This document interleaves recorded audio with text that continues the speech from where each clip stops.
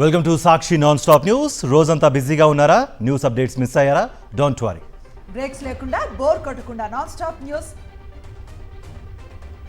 ప్రతిరోజు రాత్రి 9 గంటలకు. నేను అనుశ్రీ. నేను కార్తిక్.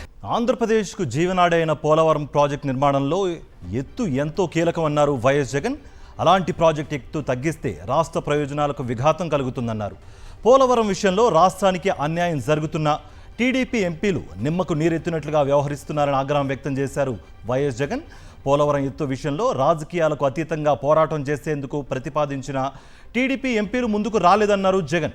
ఈ విషయంలో రాష్ట్రం తరపున పార్లమెంట్లో గట్టి పోరాటం చేయాలని, ఎక్కడా రాజీ పడొద్దని ఆదేశించారు. మిర్చి రైతులకు మద్దతు ధర అందించేలా కేంద్రంపై ఒత్తిడి తీసుకురావాలని సూచించారు వైఎస్ జగన్. ఆంధ్రుల హక్కుగా ఎన్నో త్యాగాలతో సాధించుకున్న విశాఖ స్టీల్ ప్లాంట్ను కాపాడుకునేందుకు ఉద్యమించాలని సూచించారు వైఎస్ జగన్. ఉక్కు కర్మాగారం ప్రైవేటీకరణ జరగకుండా పార్లమెంటు వేదికగా కేంద్రంపై ఒత్తిడి తీసుకురావాలని ఆదేశించారు. నియోజకవర్గాల పునర్విభజన పైన కేంద్రం నుంచి స్పష్టత వచ్చేలా పార్లమెంట్లో ప్రస్తావించాలని సూచించారు జగన్.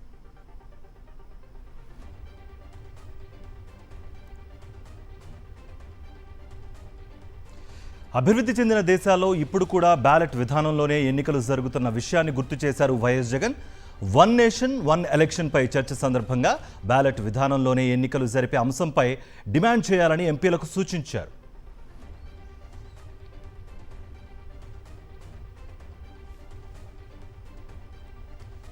రాష్ట్రంలో ప్రజారోగ్యంపై చంద్రబాబు ప్రభుత్వం కక్ష కట్టడాన్ని తప్పుపట్టారు వైఎస్ జగన్. నిరుపేదలకు వైద్య విద్యను మరింత అందుబాటులోకి తెచ్చేందుకు వైఎస్ఆర్సీపీ హయాంలో 17 మెడికల్ కాలేజీల నిర్మాణాన్ని ప్రారంభించారు. ఈ కాలేజీలను ప్రైవేటు పరం చేసేందుకు కూటమి సర్కార్ చేస్తున్న ప్రయత్నాలపై పార్లమెంట్లో ప్రస్తావించాలని సూచించారు జగన్. వైఎస్ జగన్ భద్రతా విషయంలో రాష్ట్ర ప్రభుత్వం సీఎం చంద్రబాబు అనుసరిస్తున్న వైఖరి పట్ల వైఎస్ఆర్సీపీ ఎంపీలు అభ్యంతరాన్ని వ్యక్తం చేశారు. మాజీ ముఖ్యమంత్రిగా Z+ కేటగిరీ భద్రతను కల్పించడం లేదని ఆక్షేపించారు. గుంటూరు మిర్చి యార్డు సందర్శన సమయంలో సరైన భద్రత కల్పించకపోవటాన్ని ఇప్పటికే కేంద్రం దృష్టికి తీసుకువెళ్లారు ఎంపీలు. జగన్ భద్రతపై కూడా పార్లమెంట్లో ప్రస్తావించాలని ఎంపీలు నిర్ణయించారు.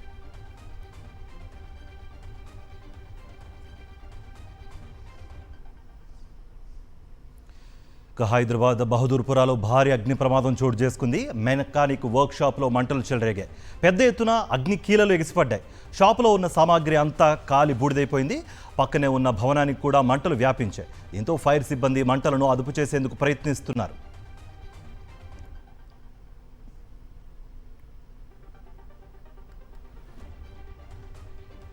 హైదరాబాద్ బహదూర్పురాలో భారీ అగ్ని ప్రమాదం చోటు చేసుకుంది. మెకానిక్ వర్క్ షాప్ లో మంటలు చెలరేగాయి. పెద్ద ఎత్తున అగ్ని కీలాలు ఎగిసిపడుతున్నాయి. షాపులో ఉన్న సామగ్రి అంతా కాలిపోతోంది. పక్కనే ఉన్న భవనానికి కూడా మంటలు వ్యాపించాయి. దీంతో ఫైర్ సిబ్బంది మంటలను అదుపు చేసేందుకు ప్రయత్నిస్తున్నారు.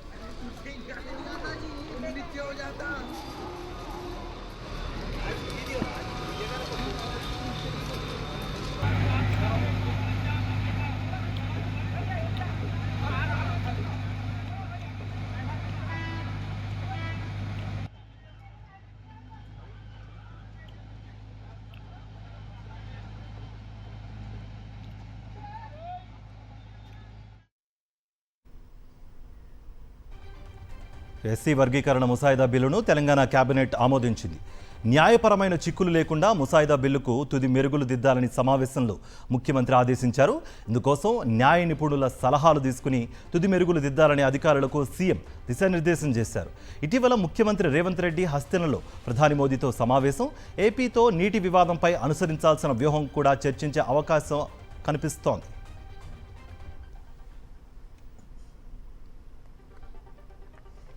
పోలవరం నిర్మాణంపై గతంలో టీడీపీ ప్రభుత్వమే నిర్లక్ష్యంగా వ్యవహరించిందని ఆరోపించారు మండలిలో విపక్ష నేత బొత్స సత్యనారాయణ. 2014-17 మధ్య పోలవరం నిర్మాణం కోసం ఒక ఇటుక కూడా వేయలేదన్నారు బొత్స సత్యనారాయణ. సమయం వేస్ట్ అయిందన్నారు కదా.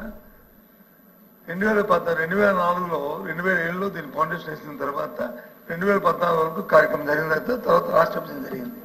విభజనలో వచ్చి ఇది కేంద్ర బాధ్యత కింద దీన్ని తీసుకోవడం కూడా తీసుకున్న విషయాన్ని కూడా ప్రధానమంత్రికి తెలుసు, మంత్రి గారికి కూడా తెలుసు, సభకు కూడా తెలుసు.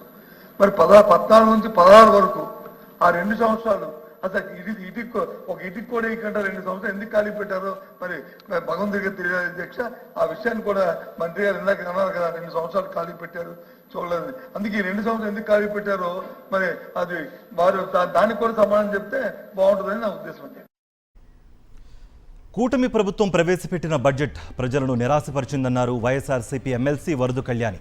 కూటమి బడ్జెట్ బాహుబలి బడ్జెట్ కాదు, కట్టప్ప బడ్జెట్ అని విమర్శించారు. బాహుబలిని కట్టప్ప మోసం చేసినట్లు ప్రజలను బాబు మోసం చేశారని ఆరోపించారు వరదు కళ్యాణి. ప్రజలకు ఈ బడ్జెట్ అయితే తీవ్ర నిరాశను గురి చేసింది అధ్యక్ష. ఎందుకంటే బాబు షూరిటీ భవిష్యత్ గ్యారంటీ అనేది ఒక అసత్యము అనేది ఈ బడ్జెట్ ద్వారా తెలిసిపోయింది అధ్యక్ష. 2.5 కోట్ల మంది మహిళలు నమ్మి ఓట్లు వేశారు అధ్యక్ష. వాళ్ళనైతే మోసం చేయడం అనేది నిజం అధ్యక్ష. ఈ బడ్జెట్ ద్వారా తెలిసింది. 1,80,00,000 మంది ఆడబిడ్డ నిధి లేక దగా పడ్డారు అధ్యక్ష. తల్లికి వందనం లబ్ధిదారులకి వంచన చేయడం జరిగింది అధ్యక్ష. అలాగే ఉచిత బస్సును ఆశ చూపి ఉసూరు మనిపించారు అధ్యక్ష. ఏపీలో పనిచేస్తున్న వేలాది మంది ఆశా వర్కర్లు బెజవాడ బాట పట్టారు. నగరంలో ధర్నా చౌక్లో మండు టెండలో కదం తొక్కారు. కూటమి ప్రభుత్వం హామీలే తప్ప ఏదీ అమలు చేయటం లేదని ఆశా వర్కర్లు మండిపడ్డారు. 2 నెలల్లో తమ సమస్యలను పరిష్కరించకపోతే సమ్మె చేస్తామని కూటమి సర్కార్ను హెచ్చరించారు. తమకు పనికి తగ్గట్లుగా కనీస వేతనం, రిటైర్మెంట్ వయో పరిమితిని 62 ఏళ్లకు పెంపు, గ్రాట్యుటీ ఇవ్వాలని డిమాండ్ చేశారు. తమ డిమాండ్లపై ప్రభుత్వంతో కుదిరిన ఒప్పందాన్ని ఇంతవరకు అమలు చేయలేదని, ఎన్నికల ముందు ఇప్పటి ముఖ్యమంత్రి చంద్రబాబు తమకు ఎన్నో హామీలు ఇచ్చారని, ఇంతవరకు ఒక్కటి అమలు చేయలేదని ఆశా వర్కర్లు ఆగ్రహాన్ని వ్యక్తం చేశారు.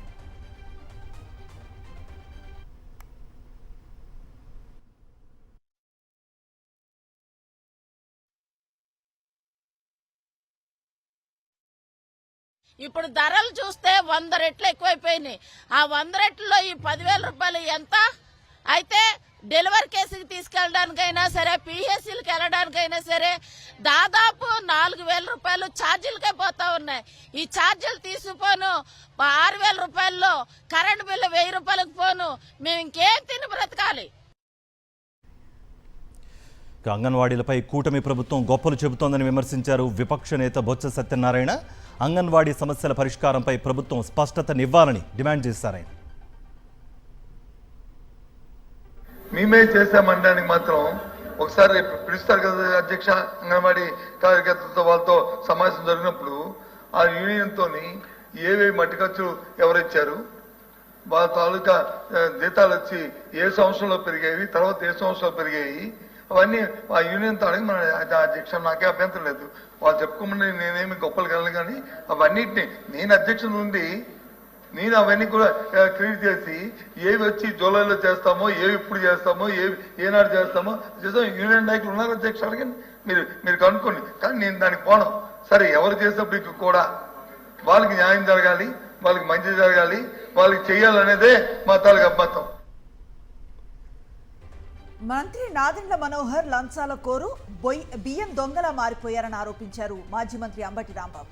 పీడీఎస్ బియ్యాన్ని అమ్ముకుంటూ కోట్లు కొల్లగొడుతున్న నాదెండ్లకు వైఎస్ జగన్ను దూషించే స్థాయి లేదన్నారు. తనిఖీలు, సీజ్లు చేస్తూ కోట్లకు కోట్లు వసూలు చేస్తున్నారని ఆరోపించారు అంబటి. అసలు నీ సంగతి ఏంటి చెప్పు నాకు. నువ్వు బియ్యం మంత్రివి కదా, పౌర సరఫరాల శాఖ మంత్రి. ఆ బియ్యం ఏంటండి? ఆ బియ్యం ఎన్ని పోతున్నాయండి? కాన్స్టిట్యూన్సీలు ఎంత కాజేస్తున్నారండి? ఈ పీడీఎస్ రైస్ దొంగవి నువ్వు కాదని అడుగుతా ఉన్నా. బియ్యపు దగ్గర లంచాలు తీసుకునే కార్యక్రమంలో నిమగ్నం అయిపోయి నువ్వు జగన్మోహన్ రెడ్డి గారిని దూషించే స్థాయికి నువ్వు వస్తున్నావు. జనసేన నాయకులకి, జనసేన కార్యకర్తలకి, పవన్ కళ్యాణ్ గారికి, మళ్ళీ కొత్తగా వచ్చిన ఎమ్మెల్సీ గారికి చెప్తున్నా, మీరు దూషిస్తేనో మీరు విమర్శిస్తేనో మేము ఓర్పుగా ఉండాలి. మేము ఏదన్నా మాట్లాడితే మాత్రం ఏటి ఊరుకొని చెప్పులు తీస్తాం, పంచలు లాగుతాం. కర్ణాటక నందిపుర పీఠాధిపతులు తాడేపల్లిలో వైఎస్ఆర్సీపీ అధినేత వైఎస్ జగన్మోహన్ రెడ్డిని కలిశారు. ఏప్రిల్ 30న జరిగే అర్ధనారీశ్వర స్వామి విగ్రహ నిర్మాణ భూమి పూజకు రావాల్సిందిగా ఆహ్వానించారు. ప్రపంచంలోనే ఎత్తైన 108 అడుగుల విగ్రహ నిర్మాణం చేపట్టనున్నట్టుగా తెలిపారు. జగన్ను కలిసిన వారిలో పీఠాధిపతులు డాక్టర్ మహేశ్వర స్వామీజీ, పంచాక్షరి శివాచార్య స్వామీజీ, జడేశ్వర తాత, కృష్ణపాద స్వామీజీ ఉన్నారు. వైఎస్ఆర్సీపీ పార్లమెంటరీ పార్టీ నేత YV Subbareddy, YSRCP MLC doctor A Madhusudan, Ardhanareeswara foundation founder Ramachaitanya భేటీలో పాల్గొన్నారు.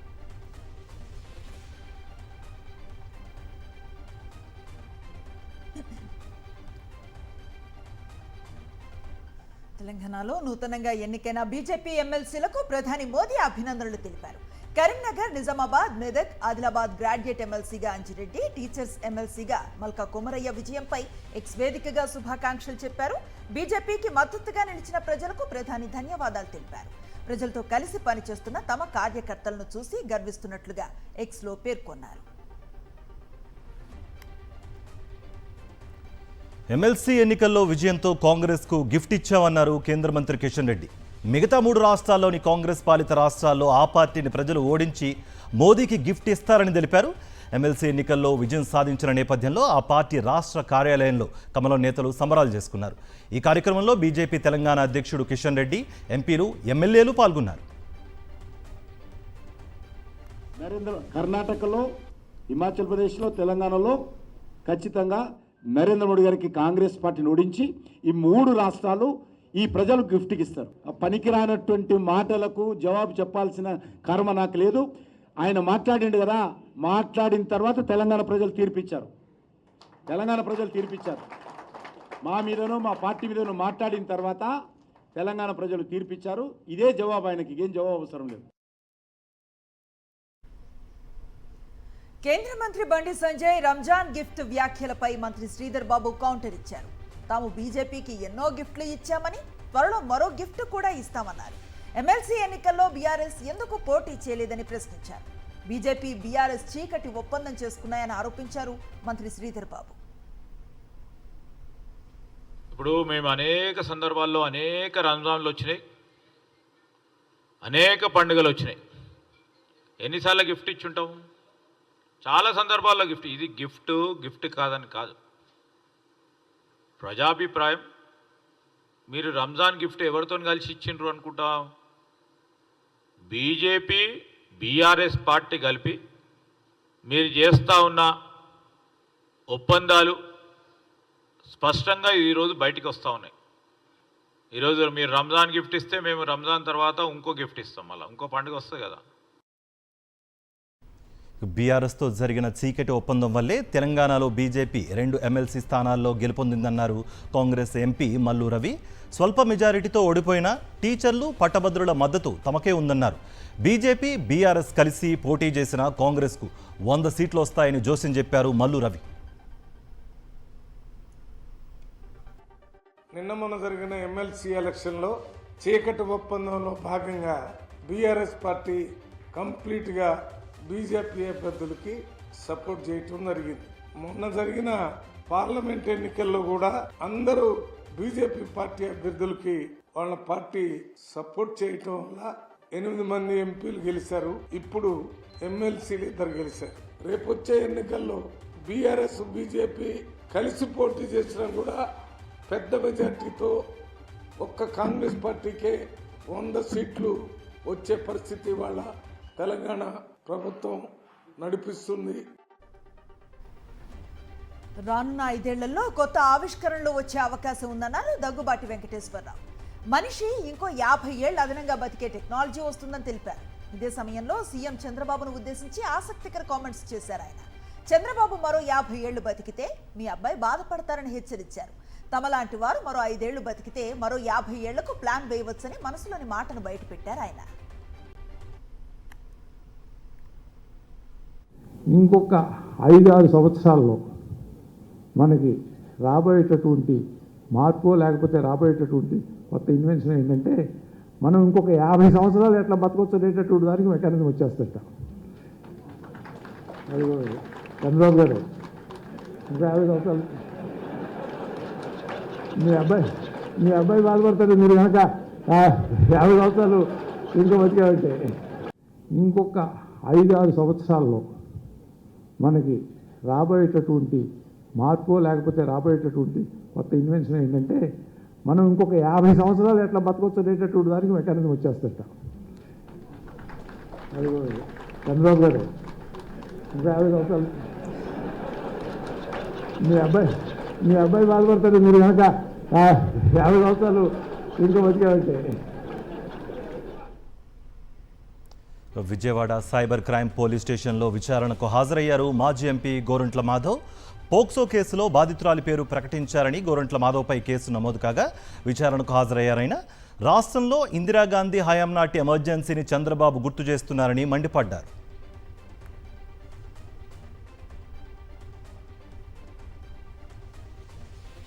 కేసు విచారణ జరిగింది. నాకు ఒక నోటీసును కూడా నాకు సర్వ్ చేయడం జరిగింది. మరొక నోటీసును కూడా సర్వ్ చేయడం జరిగింది. చంద్రబాబు నాయుడు గారి మూతిని ఇట్లా సూర్యునికి అడ్డం పెట్టి సూర్యున్ని ఏ రకంగా ఆపాలని ఆయన ప్రయత్నం చేస్తే అది విఫలమవుతుందో అది హాస్యాస్పదమో ఆ రకంగానే ఈ కేసులను పెట్టి జగన్మోహన్ రెడ్డి గారిని అడ్డుకోవటం కూడా అంతే హాస్యాస్పదమని ఈ రాష్ట్ర ప్రజలందరూ కూడా గమనిస్తూ ఉన్నారు. శ్రీ సత్యసాయి జిల్లా కదిరిలో టీడీపీ నేతలు దందాకు దిగారు. కదిరి ఆర్డీఓ కార్యాలయం ఎత్త ఇంటి పట్టాలు ఇప్పిస్తామంటూ ఒక్కో ఇంటి పట్టాకు 50,000 రూపాయలను వసూలు చేస్తున్నారు టీడీపీ నేతలు. టీడీపీ నేతలు పబ్లిక్ గా డబ్బులు వసూలు చేస్తున్నా చోద్యం చూస్తున్నారు రెవెన్యూ అధికారులు, పోలీసులు. టీడీపీ నేతలు డబ్బులు తీసుకుంటున్న వీడియో సోషల్ మీడియాలో వైరల్ గా మారింది.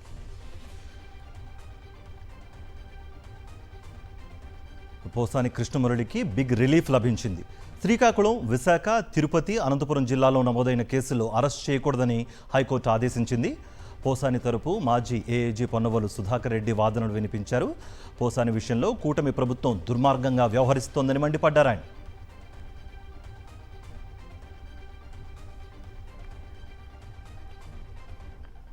వికారాబాద్ జిల్లా హకీంపేటలో భూసేకరణపై హైకోర్టు స్టే విధించింది. భూసేకరణ ఆపాలని ఆదేశించింది. వికారాబాద్ జిల్లా దుండిగల్ మండలం హకీంపేట్ పరిధిలో 8 ఎకరాల భూసేకరణను నిలిపివేయాలని హైకోర్టు ఆదేశించింది. 2024 నవంబర్ 29న మల్టీపర్పస్ ఇండస్ట్రియల్ పార్క్ ఏర్పాటుకు 351 ఎకరాల భూసేకరణకు ప్రభుత్వం నోటిఫికేషన్ జారీ చేసింది. అయితే చట్ట ప్రకారం పరిహారం చెల్లించకుండా బలవంతంగా ప్రభుత్వం భూసేకరణ చేస్తోందని బాధితులు కోర్టుకు వెళ్లారు. విచారించిన ప్రభుత్వం కౌంటర్ దాఖలు చేయాలని రాష్ట్ర ప్రభుత్వాన్ని ఆదేశించింది. తదుపరి విచారణ 2 వారాలకు వాయిదా పడింది. ఎస్ఎల్బీసీలో 13వ రోజు సహాయక చర్యలు కొనసాగుతున్నాయి. టనల్ వద్దకు కేరళకు చెందిన 2 క్యాడోవర్ డాగ్స్ను తీసుకొచ్చారు. 2 ఆర్మీ హెలికాప్టర్లలో డాగ్స్ను తీసుకొచ్చారు. కార్మికుల మృతదేహాలను గుర్తించేందుకు వాటిని టనల్లోకి తీసుకువెళ్లారు. కేరళలో ప్రత్యేక శిక్షణ ఇచ్చిన మాయా, మర్ఫీ డాగ్స్ను టన్నల్లోకి తీసుకువెళ్లారు. ఇటు ఐఐటి నిపుణుల బృందంతో సింగరేణి, ఎన్డీఆర్ఎఫ్ బృందాలు టన్నల్లోకి వెళ్లాయి. 13 రోజులుగా రెస్క్యూ ఆపరేషన్ కొనసాగుతూనే ఉంది. టన్నెల్లో చిక్కుకున్న కార్మికుల మృతదేహాలను బయటకు తీసుకువచ్చేందుకు తీవ్రంగా శ్రమిస్తున్నారు. కన్వేయర్ బెల్ట్ పనులు కూడా జరుగుతున్నాయి. టన్నెల్లో బురద, నీళ్లు ఉండటంతో సహాయక చర్యలకు ఆటంకంగా మారింది. ఇప్పుడు 8 స్పాట్స్ను గుర్తించి అక్కడ రెస్క్యూ ఆపరేషన్ కొనసాగిస్తున్నారు. నల్గొండ జిల్లా ప్రభుత్వ ఆసుపత్రి ప్రాంగణంలో 3 ఏళ్ల బాలుడు కిడ్నాప్ అయ్యాడు. ఆడుకుంటున్న బాలుడిని దుండగులు ఎత్తుకు వెళ్లారు. బాలుడిని దుండగులు ఎత్తుకెళ్లిన దృశ్యాలు సీసీ కెమెరాలు రికార్డ్ అయ్యాయి. ఈ నెల 4న బాలుడి కిడ్నాప్ అవగా విషయం ఆలస్యంగా వెలుగులోకి వచ్చింది. బాలుడి తల్లిదండ్రులు పోలీసులకు ఫిర్యాదు చేశారు. సీసీ ఫుటేజ్ ఆధారంగా విచారణ చేపట్టారు పోలీసులు.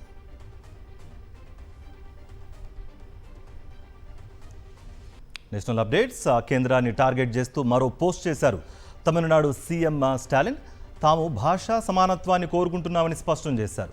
తమిళనాడులో తమిళానికి ప్రాధాన్యత కల్పించాలని అడిగితే దురాభిమానం అనే ముద్ర వేస్తున్నారని ఆగ్రహం వ్యక్తం చేశారు స్టాలిన్. మీరు ప్రత్యేక హక్కులకు అలవాటు పట్టడంతో సమానత్వం కూడా అణిచివేతలా కనిపిస్తోందని ట్వీట్ చేశారు ఆయన. తమిళనాడు ఉప ముఖ్యమంత్రి ఉదయనిధి స్టాలిన్కు సుప్రీంకోర్టులో స్వల్ప ఊరట లభించింది. సనాతన ధర్మంపై ఉదయనిధి చేసిన వ్యాఖ్యలపై కొత్త కేసులు నమోదు చేయవద్దని ప్రధాన న్యాయమూర్తి జస్టిస్ సంజీవ్ ఖన్నా, జస్టిస్ సంజయ్ కుమార్ల ధర్మాసనం స్పష్టం చేసింది. ఈ కేసులో ఉదయనిధికి గతంలో మంజూరు చేసిన మధ్యంతర ఉత్తర్వులను సైతం పొడిగించింది. సనాతన ధర్మంపై ఉదయనిధి కామెంట్స్ పై పలు రాష్ట్రాల్లో ఇప్పటికే కేసులు నమోదు కాగా తాజాగా బీహార్లోనూ ఇదే అంశంపై కేసు నమోదైంది.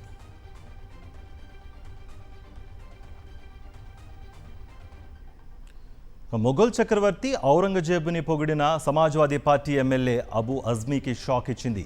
Maharashtra assembly speaker Rahul Narwekar Abu Azmi budget సమావేశాలకు హాజరు కాకుండా ఆయనపై సస్పెన్షన్ వేటు విధించారు. ఇక బడ్జెట్ సమావేశాల సెషన్ మొత్తం ఎమ్మెల్యే అబు అజ్మీపై సస్పెండ్ కొనసాగుతుందని స్పష్టం చేశారు.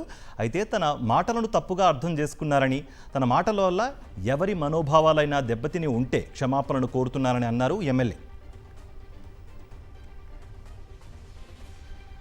ఉత్తరాఖండ్లో మఖువాలో గంగామాతకు ప్రత్యేక పూజలు నిర్వహించారు ప్రధాని నరేంద్ర మోదీ. అమ్మవారికి స్వయంగా హారతిని నివేదించి గంగామాత సేవలో తరించారు ప్రధాని. దాదాపు అరగంట సేపు ఆలయంలోనే కలియదిరిగారు ప్రధాని.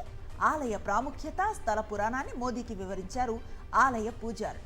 మోదీ రాకతో గంగామాత ఆలయం వద్ద కట్టుదిట్టమైన భద్రతను ఏర్పాటు చేశారు.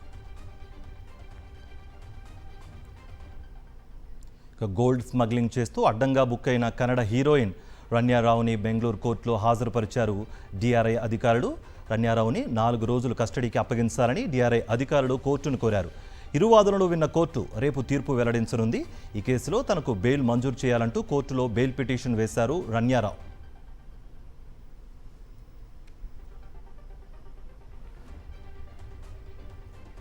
గుర్తు తెలియని వ్యాధితో ఛత్తీస్గఢ్ సుక్మా జిల్లాలో ఘనికోట్టాలో 13 మంది ప్రాణాలను కోల్పోయారు. అంతు చిక్కని మరణాలతో అప్రమత్తమైన వైద్య విభాగం ప్రభావిత గ్రామాల్లో వైద్య సేవలను అందిస్తోంది. అంతు చిక్కని వ్యాధి బారిన పడిన బాధితులంతా ఛాతీ నొప్పి, విడవకుండా దగ్గు వంటి లక్షణాలతో బాధపడుతున్నారు. ఒడిషా సరిహద్దుకు సమీపంలో ఉన్న ఈ గ్రామంలో దాదాపు ప్రతి ఇంటిలో వ్యక్తులు వ్యాధి లక్షణాలతో బాధపడుతున్నట్లుగా తెలుస్తోంది.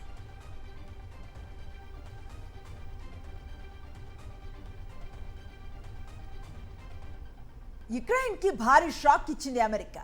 యుక్రెయిన్కు మిలిటరీ సాయంతో పాటు ఇంటెలిజెన్స్ సాయం నిలిపివేస్తున్నట్లుగా ట్రంప్ ప్రభుత్వం ప్రకటించింది.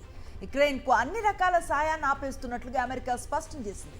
యుక్రెయిన్ అధినేత జెలెన్స్కీని గద్దె దించే క్రమంలోనే ఈ చర్యలు తీసుకుంటున్నట్లుగా తెలుస్తోంది. ఇప్పటికే జెలెన్స్కీని తప్పించేందుకు పావులు కదుపుతున్న అమెరికా యుక్రెయిన్లో ప్రతిపక్ష పార్టీతో రహస్య మంతనాలు చేస్తోంది.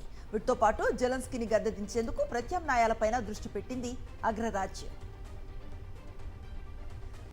దేశీయ స్టాక్ మార్కెట్స్ లాభాల్లో ముగిశాయి. ట్రేడింగ్ ముగిసే సమయానికి సూచీలు భారీ లాభాలను చవిచూశాయి. సెన్సెక్స్ 610 పాయింట్లతో 74,340 వద్ద, నిఫ్టీ 207 పాయింట్లతో 22,544 వద్ద నిలిచాయి.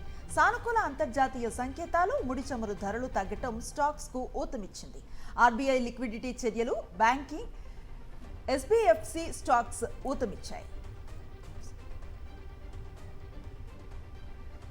గత కొన్ని రోజులుగా దూసుకుపోయిన బంగారం ధరలు కాస్త తగ్గుముఖం పట్టాయి.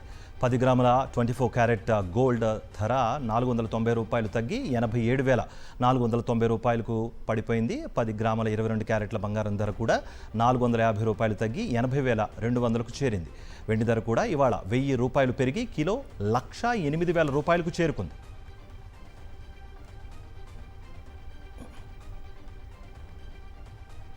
ఈ నెల 9న దుబాయ్ వేదికగా ఛాంపియన్స్ ట్రోఫీ ఫైనల్ మ్యాచ్ జరగనుంది. ఫైనల్ మ్యాచ్లో భారత్తో న్యూజిలాండ్ తలపడనుంది. ఛాంపియన్స్ ట్రోఫీలో 2 సార్లు టీమిండియా కప్ను గెలుచుకుంది. 2000 ఛాంపియన్స్ ట్రోఫీలో భారత్పై గెలిచిన కివీస్ కప్ను సాధించింది. మళ్ళీ సేమ్ ఫీట్ రిపీట్ చేయాలని న్యూజిలాండ్ భావిస్తోంది. అయితే ఇప్పటికే టోర్నీలో ఒక్క ఓటమి లేకుండా హాట్ ఫేవరెట్గా భారత్ బరిలోకి దిగుతోంది. దీంతో బిగ్గెస్ట్ ఫైట్ కోసం కోట్లాది భారత అభిమానులు ఎదురు చూస్తున్నారు. సన్ రైజర్స్ హైదరాబాద్ జట్లోకి కొత్త క్రికెటర్ వచ్చాడు. దక్షిణాఫ్రికాకు చెందిన ఆల్రౌండర్ మియాన్ ముల్దూర్కు రైజర్స్ స్వాగతం పలికింది. ఈ ప్రోటీస్ ఆల్రౌండర్ను తమ జట్లోకి చేర్చుకుంటున్నట్లుగా హైదరాబాద్ ఫ్రాంచైజీ అధికారిక ప్రకటన విడుదల చేసింది. గాయం కారణంగా దూరమైన బ్రైడెన్ కార్పే స్థానాన్ని ముల్దర్తో భర్తీ చేస్తున్నట్లుగా వెల్లడించింది. ITV non stop news updates.